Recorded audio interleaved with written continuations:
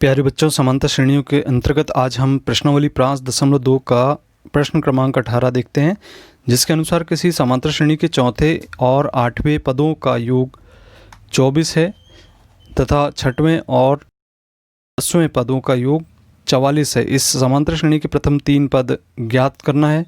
सबसे पहले मान लेते हैं कि समांतर श्रेणी का प्रथम पद ए तथा सार्वभौमंतर डी है। प्रश्न के अनुसार चौथे तथा आठवें पद अर्थात A4 प्लस A8 का योग 24, इसे हम चौथे पद को A3D और आठवें पद को A7D लिखते हैं।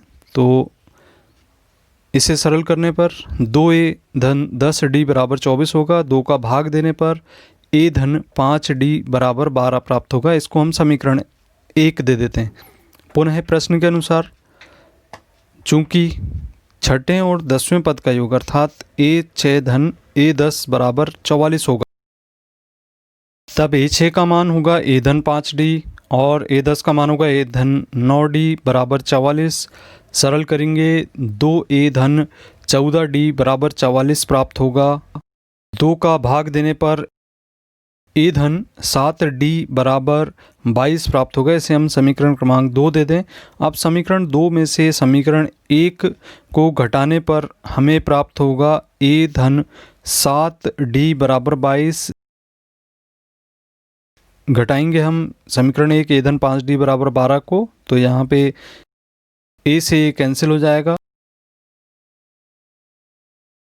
7 में से 5 घटाने पर 2D प्राप्त होगा बराबर 22 में से 12 घटाने पर 10। इस प्रकार से हम यदि 2 का पक्षांतर करते हैं तो D का मान 5 प्राप्त हो जाता है।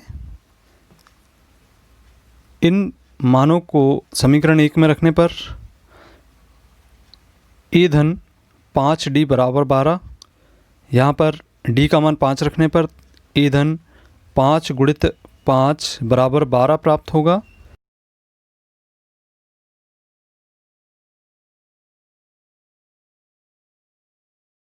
सरल करके लिखेंगे हम A25 बराबर 12।